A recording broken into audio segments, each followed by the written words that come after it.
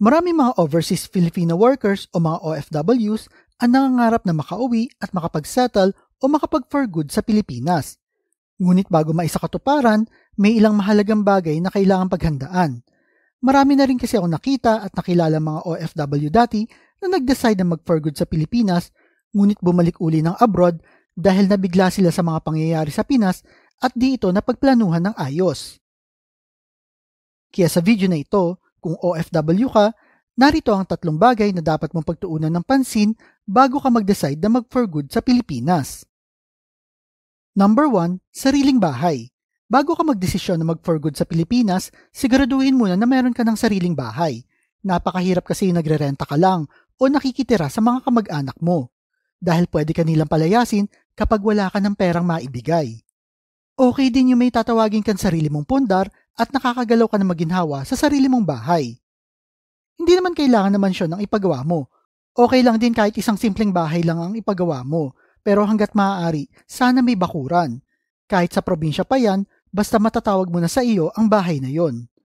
Isipin mo na lang kasi, di ba nagsakripisyo ka na ng ilang taon sa abroad, tapos gugustuhin mo ba na pag uwi mo ay makikitira ka lang, tapos wala ka pang pagkakakitaan? Baka paalisin ka ng bigla-bigla dyan sa tinitirhan mo. Huwag ka maniwala doon sa mga nagsasabi na di priority ang pagkakaroon ng sariling bahay. Mas okay na i-upgrade mo ang lifestyle mo at ng pamilya mo para kahit papano, kahit ano man na mangyari at maubos ang ipon mo, meron ka pa ring bahay na matatawag mong sa iyo at di ka matatakot na baka mapalayas ka. Number 2, sariling negosyo.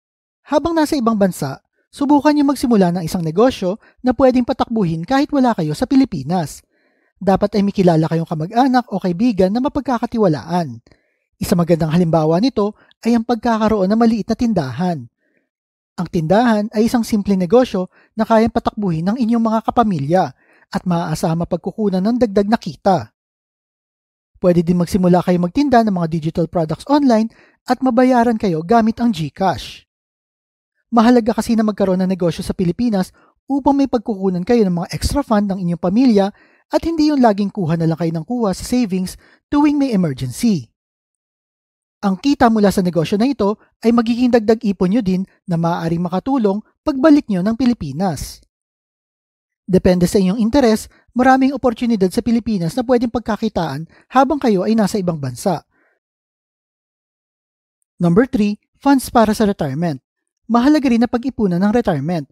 Kahit na may inaasahan kang SSS na makukuhanan mo ng pension pagtanda, di pa rin ito sapat para matustusan ang iyong mga pangangailangan, kaya kailangan natin maging handa.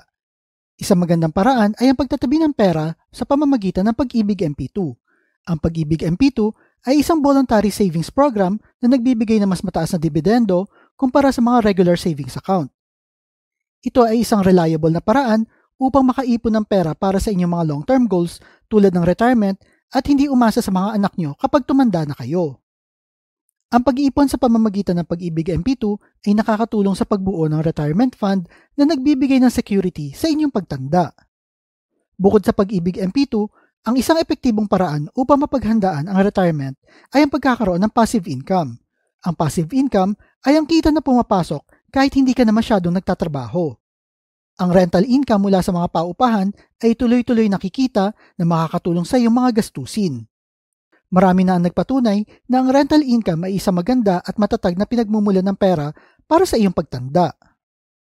Ang pag-iipon ng pera at pag-i-invest habang nasa abroad pa ay makakatulong upang hindi tayo umasa sa mga anak natin at bigyan din sila ng kalayaan na makapag-ipon din para sa kanilang sariling pamilya.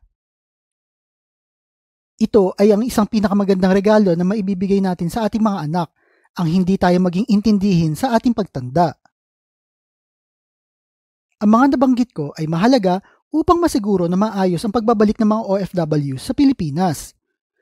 Ang pagkakaroon ng sariling bahay, pagpupundar ng negosyo at paghahanda para sa retirement ay ilan lamang sa mga hakbang na makakatulong upang maging maginhawa at masaya ang inyong pagbabalik sa Pilipinas.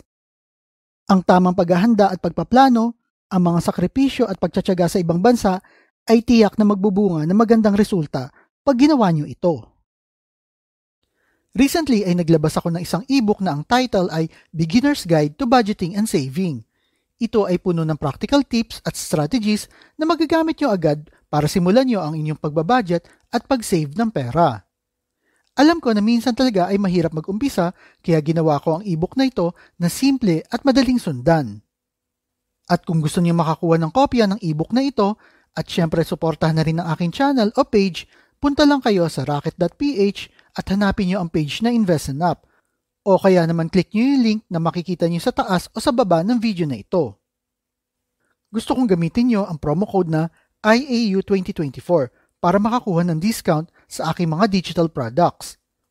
Kaya ano pang hinihintay niyo? Grab your copy and start your journey to saving and budgeting.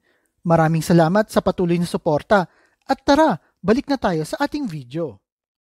So kayo naman, kung OFW ka, alin sa mga ito ang nasimulan mo na o yung meron ka na?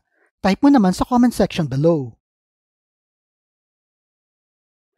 At kung mahilig kayo sa mga videos tungkol sa pera, motivation o business, like and share nyo lang ang video na ito at kita-kita po ulit tayo sa mga susunod na video.